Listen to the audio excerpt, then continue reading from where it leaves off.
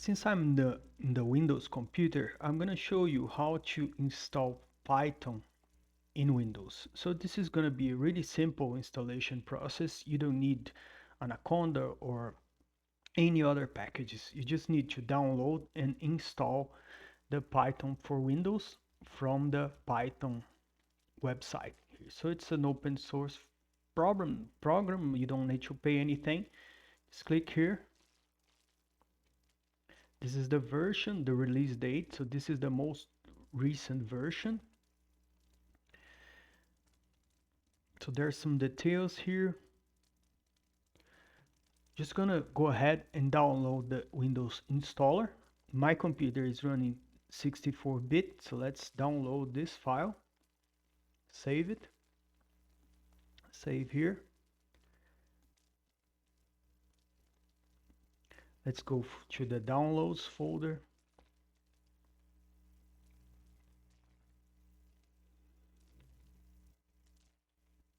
So here's the installer. So it's pretty simple, just click here.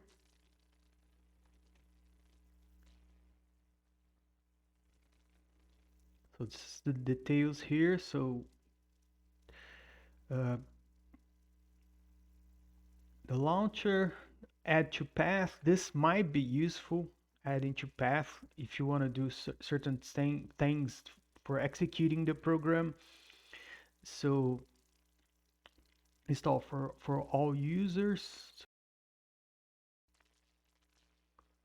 the libraries and everything else.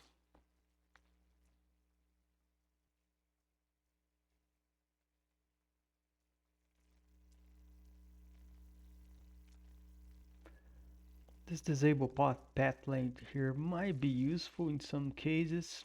Okay, close. So it was pretty fast.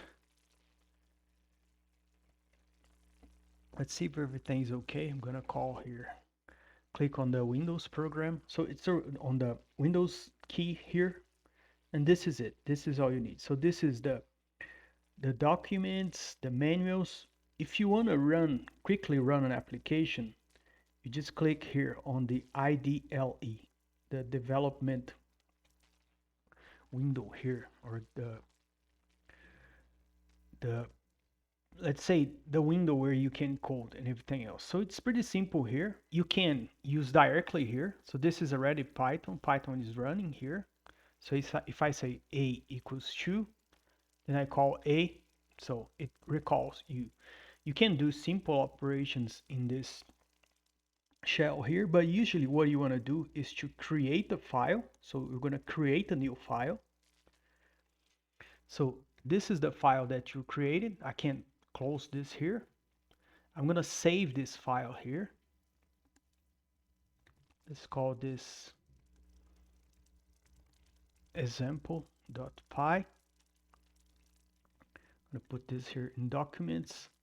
You need to save it so you can run it, a script or something like that. So now all you need to do is write your code here and run.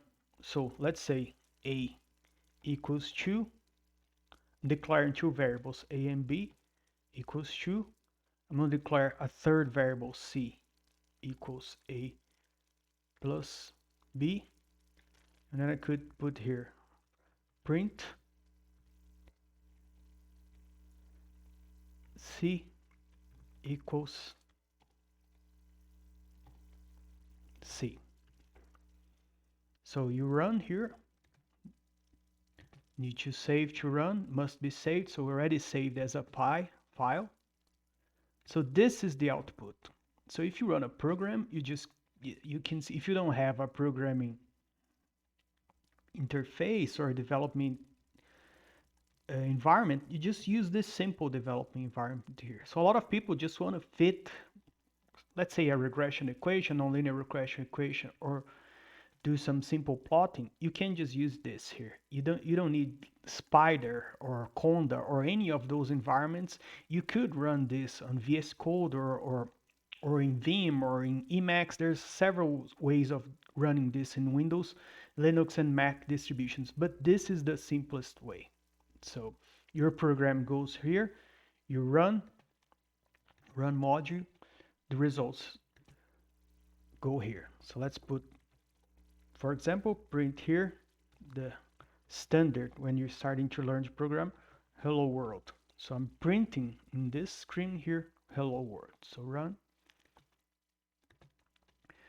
You will see when we were doing simulations or running, fitting numerical, or when we were fitting regression, nonlinear regression models or running numerical simulations, you're going to need a lot of libraries. You can just declare your libraries here at the header of this folder, and you will need to install those libraries usually using the pip environment. But for very simple applications, this is your window where you write your program. You can open. I could close everything here. I'm just gonna go here to the documents files.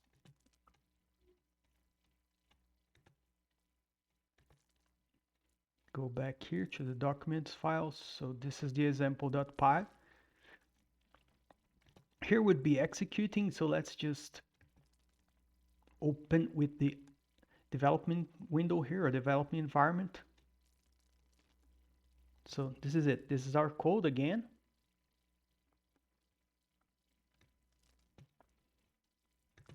So run or executing the file, and here you have the results. So Python is an interpreted language, so you don't need to necessarily compile it, create an exe file like you need in C, C++, or other language. You can run directly here, and you have an output here. So it's pretty similar in this aspect to R, where you can use the R development, the R environment or the graphical user interface to just create simple programs.